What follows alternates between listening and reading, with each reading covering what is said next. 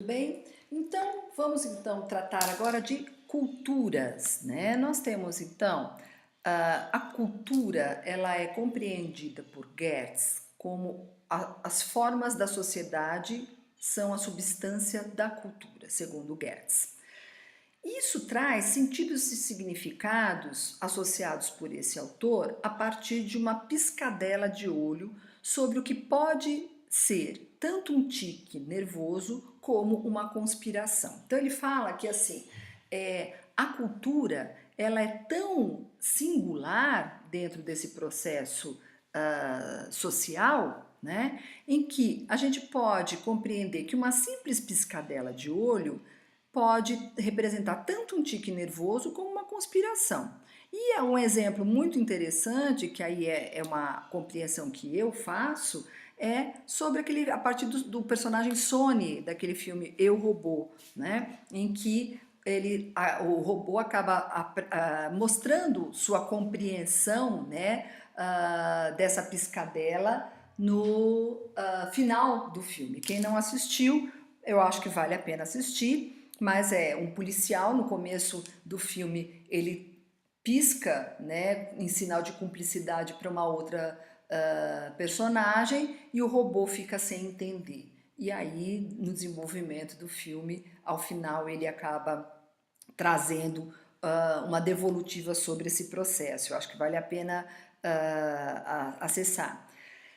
E aí a gente tem então também um movimento cultural recente que é chamado por alguns autores de culturas híbridas ou hibridismo cultural ou só hibridismo, né? Culturas híbridas é tratado por Nestor Canclini como todas as culturas atuais de fronteira, né? Porque são de fronteira e são híbridas, ou seja, com esse rompimento dos muros entre as múltiplas culturas mundiais, nós temos aí as culturas que se dão nas interfaces das sociedades, que passam a conviver, a coexistir, né? E aí você acaba tendo o que eles chamam de hibridismo, essa mistura, né, entre as culturas. O Homi Bhabha vai falar na mesma medida, né? E ele vai falar que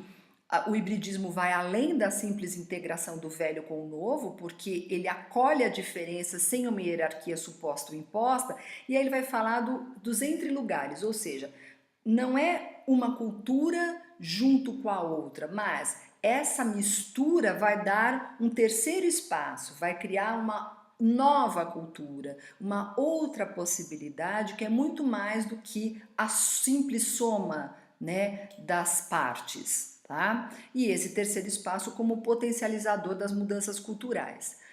O hibridismo cultural ele é tratado também por Peter Burke quando ele fala dessa relação intercultural e chama esse movimento de mestiçagem, né? E diz que não há chance de sobrevivência para as culturas isolacionistas, principalmente no mundo atual, né? E pois todas estão de alguma forma conectadas. E ele vai dizer que as formas híbridas de hoje não são necessariamente um estágio no caminho para uma cultura global homogênea, mas sim para cada vez a imersão de culturas cada vez mais misturadas e híbridas, diferentes, né? Então, as culturas híbridas são compreendidas nesse cenário como o surgimento de uma nova ordem, né? Uma outra ordem, né? E aí a gente tem que ter uma atenção especial para a mixagem das ideias, para manifestações, monumentos, objetos, músicas e outras expressões artísticas. Por isso que a gente fala de culturas, né? Não existe mais uma cultura, e sim uma multiplicidade. Claro que com as mudanças tecnológicas que ocorreram, a gente também tem um outro cenário. Mas aí é interessante, quando a gente vai pensar em cultura digital, é importante que a gente compreenda que não são as tecnologias ou o digital que provoca uma mudança cultural. Segundo Deleuze, a máquina, antes de ser técnica, é social. Então, ele promove uma inversão. E aí o Charles Guy, ele vai falar também que a cultura digital não pode ser reduzida ao uso das tecnologias. Esses autores, eles vão chamar atenção para que a mudança social é que desperta e desenvolve mudanças tecnológicas e não o contrário, como a gente tem a percepção, não é? A gente acha que é exatamente o contrário.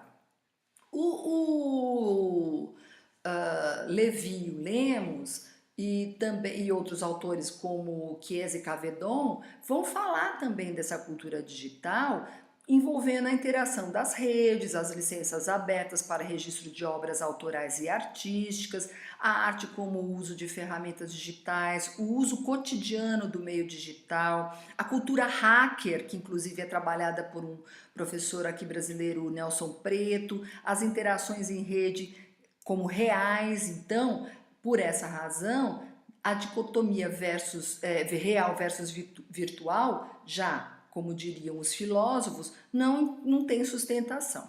O Manuel Castells também vai trabalhar nessa mesma visão, né? E apresenta 6 pontos que caracterizam a cultura digital. Nesses 6 pontos, eu gostaria de destacar 2 deles, porque eles sintetizam praticamente esses 6 pontos, que é a multiplicidade da comunicação e a potencialidade das redes, né, sociais. Então, por fim, o Máximo Canevati também vai corroborar, no sentido de dizer que na cultura digital as identidades não são fixas, mas flutuantes. Ele vai falar de multivíduo, que é um conceito dele e que eu acho que é interessante, mas vocês podem abordá-lo em outro momento, mas é só para conhecer, não é? Então, como características, fazendo uma síntese das características da cultura digital, a gente pode destacar formas diferentes e até pouco tempo inexistentes de se relacionar, de acessar e produzir conhecimentos, de pensar, de dialogar, de se comunicar, de socializar informações, de ler e de escrever, de registrar, de se manifestar e de se organizar. Portanto, neste cenário, ele faz com que a gente obrigatoriamente, principalmente nós, professores, pesquisadores no campo da aprendizagem, né, nós precisemos cada vez mais duvidar dos tratamentos ditos tradicionais, né, ou apartados, né, desses usos de recursos e de novas propostas advindas da cultura digital para a docência. Daí a gente chamar, né, as docências. Só que esse cenário, ele não é tão simples, ele também apresenta contradições, né? E eu vou falar um pouquinho disso para que a gente possa adentrar aí na outra temática.